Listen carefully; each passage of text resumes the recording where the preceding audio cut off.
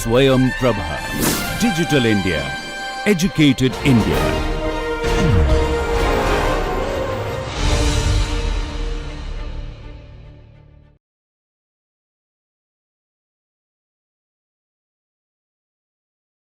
Welcome to the course Nutrition for the Family. This is the third module that is about the nutritional care during adulthood. And in this second lecture, we shall be studying about macronutrient requirements of adults. I am Dr. Jaspreet Kaur, presently working as Associate Professor in Government College for Girls, Ludhiana, Punjab, affiliated to Punjab University, Chandigarh. And this project is funded by DTH Swayamprabha, MHRD, New Delhi. In the first lecture of this module, we had studied about the basic nutrient requirements during the adulthood, in which we studied about the physiological changes that happen during the phase of adulthood, and then we studied what are the various factors which affect the nutrient requirements, and later we studied about the nutritional guidelines for the energy. Now let us continue and study about the macronutrient requirements during adulthood. That is, what are the dietary guidelines for proteins, for fats, and for carbohydrates. Proteins, they are required by the normal adult to maintain the tissue integrity, for the repair work and replacement of the protein which is lost during the wear and tear. And coming to the Indians, it is important that we consider the protein and energy requirements on habitual Indian diets. Because in many populations, it has been seen that people they do not eat sufficient amount of calories, and that has an impact on the protein requirements. Now let's try to understand the protein requirements for adults with the help of this table. As you can see in this table, we have given genders, that means man and a woman of various type of lifestyles. And as we can see, these recommendations, they are same both for man and woman and of all the type of lifestyles. So along with that, we see another column, that is the second column, which shows EAR per gram kilogram per day. So what does this mean? This EAR stands for estimated average requirement. This EAR is expected to meet the requirement of approximately 50% of the population. Now, what does this EAR signifies? This shows that 0.66 grams of protein is needed to maintain 1 kilogram of our body weight daily. And if we move to another column, this is known as RDA. So it is a quick recap. RDA is the amount of that nutrient which is expected to meet the requirements of almost all population groups. That means meeting the needs of approximately 98% of the population. So it is the, again, the value is 0.83. That means 0.83 grams of protein is required to maintain 1 kilogram of our body weight. So this was about the grams of protein needed. Now, if we see the reference man, he weighs 65 kilograms. So how much amount he will be needing if he has to meet the requirements on the basis of EAR? He needs 43 grams daily to maintain his protein requirements, to meet all the adequacies. And for RDA, he needs to consume 54 grams of protein.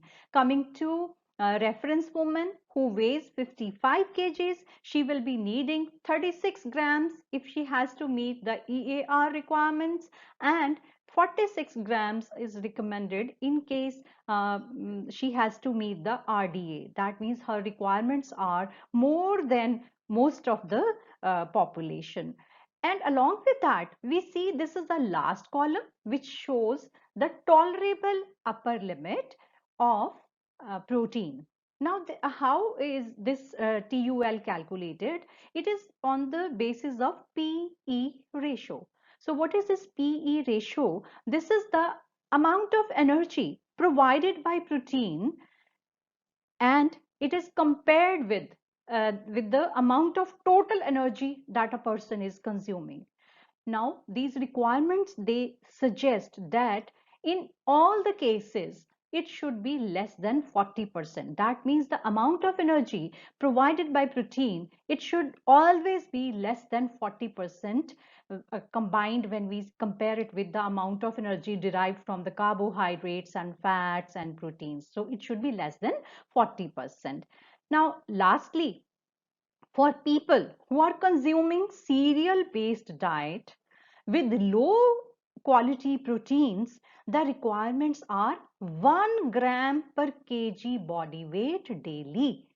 So like what we have seen in the normal conditions, it is either 0.66, that is EAR, or 0.83, but it has been increased to 1 gram because many of our population groups, they are taking or deriving protein from cereals only, which is of inferior quality. So therefore the RDA for such populations will be 65 grams for a reference man and 55 gram for a reference woman.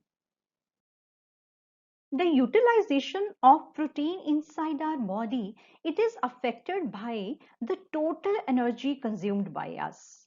So as we have seen in the last slide about the tolerable upper limit, the recommendations say that the PE ratio should be between the 5% to the 15%. And it is recommended to ensure that the proteins, they are adequately utilized in our body.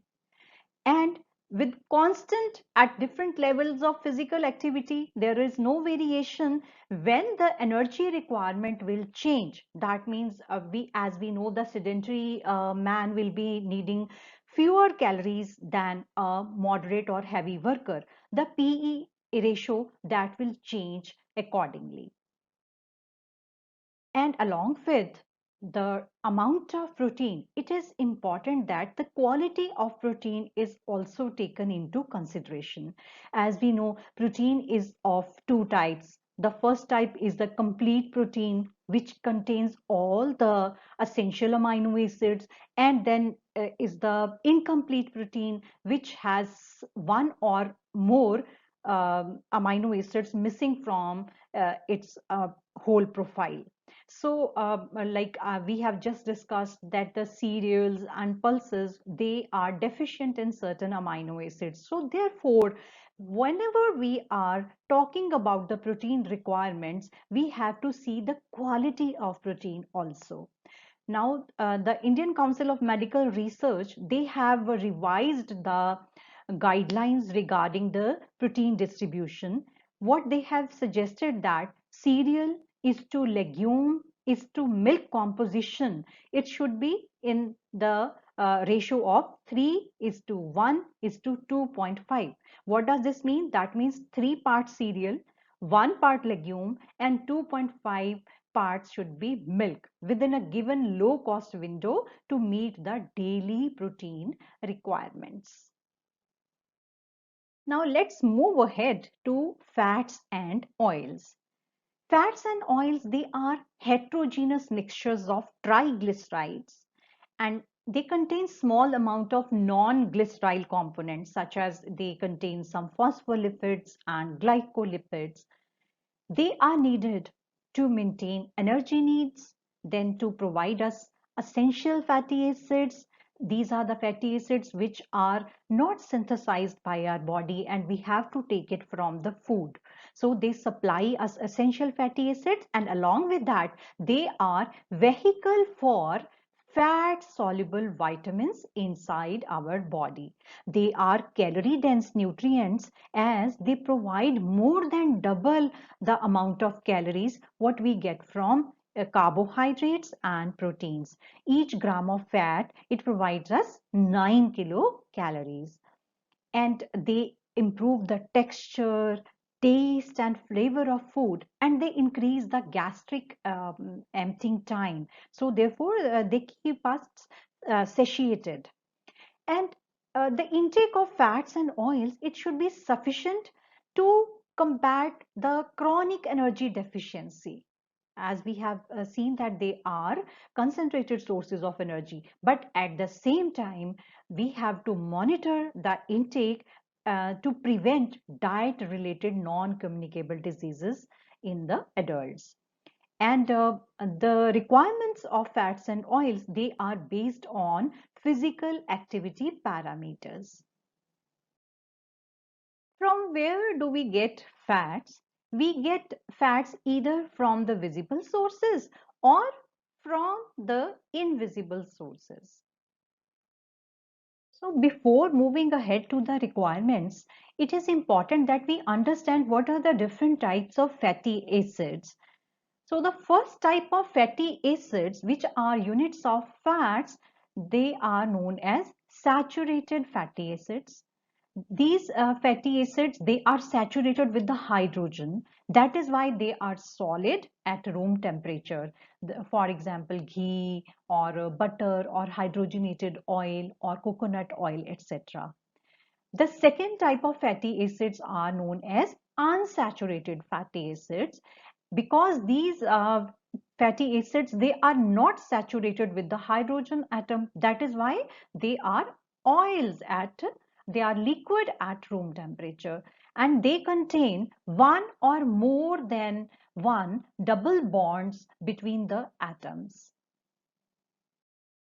These unsaturated fatty acids can be either containing the unsaturation or the one double bond, that is known as MUFA. That means mono unsaturated fatty acid. Mono means single. So as they contain one double bond, the example of this type of fatty acid is they are contained in say olive oil, and certain nuts, they also contain MUFA. And along with that, the next type of unsaturation is known as PUFA, that is polyunsaturated fatty acid. As the name suggests, poly means many, so it contains more than one double bond between the atoms. These can be of two types, depending upon the position where the double bond is happening. So they can be of N6. The example are for example, La, that is linoleic acid. It is an essential amino acid, and arachidonic acid. And it can be known as N3, again, depending upon the position where the double bond is occurring. So the examples are ALA, that is alpha linoleic acid, that is also another essential fatty acid, and eicosapentaenoic acid or docosahexaenoic acid. All these are examples of N3 PUFA. And along with that, the next category of a fatty acid is known as trans fatty acids. This type of fatty acids, they are found in the processed food items and certain product which we derive from the ruminants. So our diets, they provide these type of fatty acids either in the visible form or in the invisible form or in the hidden form. Now let us see what are the invisible sources of fat in our diet. The first category is the edible plant content. They are low in fats and saturated fatty acids, but certain nuts and oilseeds, they might be containing saturated fatty acid also. But overall, they are low in fats, and they are fairly good sources of monounsaturated fatty acid and polyunsaturated fatty acids. The second category is the backbone of our diet, that is cereal, millets, and oil seeds. They are high in linoleic acid. That is a type of N6, which we just saw in the previous slide. So coming to pulses, green leafy vegetables, and some oil seeds like mustard, perilla, flaxseed oils, or soya, they are rich in both linoleic acid and alpha linolenic acid. Both of them are essential fatty acids. So that is why they are good sources of fat in our diet. Coming to animal foods, fatty dairy products and meat, they are high in saturated fatty acids, cholesterol and trans fatty acid also.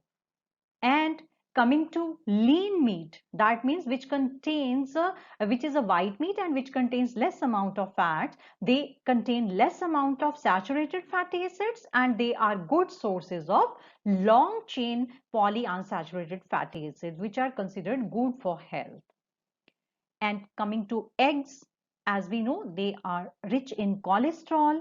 They have good amount of La, linoleic acid, alpha linolenic acid, and docosahexaenoic acid. And coming to fish, fish is low in saturated fatty acid. It contains high amount of long chain N3 PUFAs, which are considered cardioprotective, which are considered good for the heart health. And the fatty acid profile of all these non-vegetarian food items, they depend upon the type of feed that animal or the fish is taking. So coming to visible fats, they are taken either in the form of vegetable oil, or it could be hydrogenated fats such as vanaspati or ghee, desi ghee, as we use them in the cooking. So examples of vegetable oils are, say, groundnut, mustard oil, sesame, sunflower, soybean, safflower, rice bran, cottonseed, and linseed oil. All of them, they are examples of vegetable oils. And along with these type of oils, they do contain certain non-glyceride fractions, and these non-glyceride fractions, they contain some health benefits which may be helpful in lowering the total or low density lipoprotein cholesterol. For example, oryzanol, which is a fraction of non-glyceride fraction which is contained in the rice bran oil. So similarly, different oils, they do contain certain this type of compounds also. Let's talk about the third category after visible and invisible type of fatty acid. There are certain hidden fats in our diets. So from where do they come from? Either if we are taking vanaspati, or we are using the food products which are made from partially hydrogenated vegetable oils.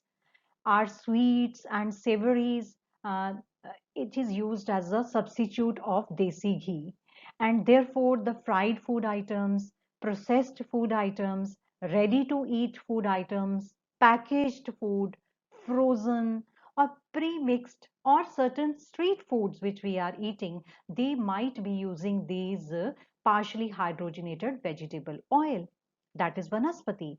And similarly, bakery fat and margarines, they are also containing loads of hidden fats. Let's understand the recommendations for dietary fat intake in Indians. So as we can see, there is adult man group and adult woman group of different type of physical activity. So unlike protein, it is dependent upon the type of physical activity. So as we can see, for visible fat, the requirement changes according to the physical activity. For example, for a sedentary man, the visible fat should be around 25 grams, and for moderate 30 grams, and heavy worker can take fat up to 40 grams. And coming to a woman, it ranges from 20 to 30 grams based on the physical activity. And as we can see, the recommendation says that the minimum level of total fat percentage of energy should be 20. That means minimum 20% calories they should come from fats. And the range of fats is from 20 grams to 40 grams. And this level, ideal level of the percentage of energy contribution from fat is anywhere between 20 to 30% of the total calories. And along with that, there is further distinction given, which is suggested that the invisible fat, that means the sources which contain fat, the fatty foods, they should provide around 10% of the energy. That means half of our fat should come from visible sources and half should come from the invisible sources. But at times, if we consume more invisible fat, we should reduce the visible fat proportionately. But in any case, it should not exceed 30% of the total calories, as it has been seen by the many studies. If this percentage contribution from fat, it increases 35%, it is associated with the risk of many non-communicable diseases such as heart diseases, cardiovascular diseases. We just talked about the visible fat which should be taken by an adult man. Now let us see what are the recommendations for the dietary fatty acids. That is the amount of invisible amount of fat contributed by food items. So coming to the saturated fatty acids, it is recommended that the upper limit of accepted macronutrient dietary range should not exceed 10%. So that means the maximum amount of fat which is of saturated origin, it should not exceed the 10% of the total calories. And coming to the monounsaturated fatty acid, as we know, it is considered as a good source of fat, and they have certain cardioprotective role also. That is why the energy can come from 15 to 20% contribution can be provided by MUFA, depending upon the total energy intake. And coming to the polyunsaturated fatty acids, they can provide from 6% to 11%. So this depends upon the needs of a person.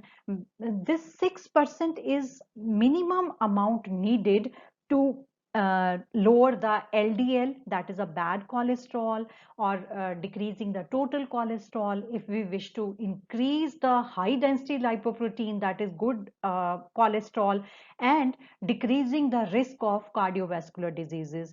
And the higher limit, that is 11%, that is to prevent the risk of lipid peroxidation inside our body. To achieve a good balance of fats inside our body, the recommendation says that the polyunsaturated fatty acid, they should be taken in a good ratio. That means the N6 fatty acids, they are 5 to 10 parts, and N6 PUFA, they are 1 part. That is considered as a ideal fatty acid profile of the fats.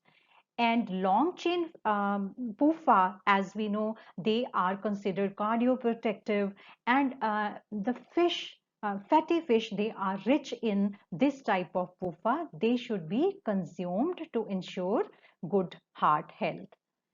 And coming to the trans fatty acids, as we have already discussed, they are bad for our cardiovascular health, and it should be restricted to less than 1%. They are coming from certain ruminants and from the partially hydrogenated fats. Fatty acid intake from just one oil, it does not ensure us optimal health and prevention from the non-communicable diseases. So it is recommended to take diverse vegetable oils. So this table shows that the amount of oil or the different types of oil which we consume in India. This is the type of oil, and it indicates that which kind of oil is rich source of saturated fatty acid, of saturated fatty acid and MUFAs, of high monounsaturated fatty acid and moderate LA, that is linoleic acid, high linoleic acid foods, fat items, and then good sources of both LA and ALA, and high foods, fat items which contains trans fatty acids. So we should keep on rotating the oil and ensure that we get the balanced amount of saturated fatty acid, monounsaturated fatty acids, linoleic acid and alpha linoleic acid to ensure good health. So let us see how we can optimize the quality of fat. As the recommendations, they say we should increase the dietary level of total fat and N3 PUFAs, and it would contribute to lifelong health and well-being. So what are the recommendations for that? They say we should increase the N3 polyunsaturated fatty acids. How these can be improved? It is important that the person consume foods which have high content of alpha linolenic acid and long chain PUFAs such as almonds, walnuts, flax seeds. So they will be helpful in meeting the needs of N3 PUFA. And individual and populations who do not consume fish, they can achieve the high level of alpha linolenic acid from other sources such as marine algae, just like, for example, spirulina. And the second thing is to minimize trans fatty acids. So it is important that we avoid foods which are processed in partially hydrogenated vegetable oil. So they are processed, pre-mixed, ready to eat and fast foods, and we should consume low fat milk dairy foods. And to increase monounsaturated fatty acids and PUFAs and antioxidant vitamins and minerals, we should consume whole nuts. But along with that, the total energy and the fat calories, they should be within the normal limits. Let's talk about another macronutrient, that is carbohydrates. They are the major sources of easily available energy, and they comprise around 60% to 78% of total energy intake in India. In addition, they provide micronutrients, phytochemicals. They are important in maintaining the glycemic homeostasis inside our body, and that means maintaining the glucose level inside our body, and they are required for optimal GIT function, for maintaining good gut health. And when we talk about carbohydrates, its quality is as important as its quantity, as high intake will promote dental caries and it will affect the cardiometabolic health. And along with that, if we take complex carbohydrates, they may prevent type 2 diabetes or cardiovascular diseases. Whereas if we take free sugar, it may promote some positive energy balance, and it will increase the calorie density of our diet. And these free sugars, they do not provide much satiety also, and it may replace the calories from the healthy nutrient dense foods, and it can actually hamper the healthy dietary pattern. So what are the guidelines for carbohydrates? It is recommended that 55 to 60% of the total calories, they should come from carbohydrates. And coming to the free sugars, they should not exceed 5 to 7% of the total energy contribution. And along with that, a minimum intake is also suggested. That is 100 to 130 grams of carbohydrates, they should be consumed daily to ensure that the brain glucose utilization is maintained. Now let's talk about another important guideline, that is the guidelines for dietary fiber. It is the edible component of the plant material which is resistant to human digestion. We are unable to digest that. They are considered macronutrients because of their multiple benefits such as laxation, for reduction of the blood cholesterol, blood sugar, and they have many other benefits. The recommendation of fiber, it is based on the energy intake and the level of about 15 gram per 1000 calories. It is considered safe intake for all age groups. Let's summarize what we have studied in this lecture. We have studied the nutrient guidelines of macronutrients, in which we studied that we need 0.6 gram per kg body weight of protein to meet the estimated average requirements, and the RDA for protein is 0.83 gram per kg body weight. And along with that, we studied that for people who are consuming cereal-based diet with low quality proteins, these requirements are 1 gram per kg body weight instead of 0.83. So for a reference man, it is 65 grams, and for a reference woman, it is 55 grams per day. And along with that, cereal is to legume is to milk composition of the diet. It has also been suggested that 3 parts of cereal and 1 part of legume and 2.5 parts of milk should be taken to meet the daily protein requirement of vegetarians. Then we studied about the fats, and we studied that the fatty acids, they are contributed through the visible fats, through the invisible fat, and through the hidden fat inside the foods. Then we studied that the minimum level of total fat percentage should be 20%, and we should take the fat according to the physical activity, which ranges from the 20 grams of visible fat to 40 grams in women and men.